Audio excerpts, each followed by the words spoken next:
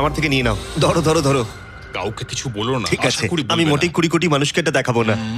এই অভিযান এখানেই শেষ, কিন্তু আমরা আছি প্রাচীন মন্দিরে ঘেরা একটা বিশাল শহরের একেবারে মাঝখানে। এই ভিডিওতে পরে আমরা অন্যতম সপ্তম আশ্চর্য দেখতে যাব। চলো কিছু খুঁজে দেখা যাক। এই জঙ্গলটা তাহলে বাঁদরে ভর্তি, অনেক সাপও আছে, এমনকি জাগুয়ার অনেক মানুষকে মেরে ফেলেছে। স্নেক আইল্যান্ড থেকে কিন্তু আমরা বেঁচে ফিরেছি, তো আমি দাঁড়াও, কিন্তু এটা দাঁড়াও। নিয়ে একদমই চিন্তা। ওটা কি একটা বাঁদর? Sir, sir, sir!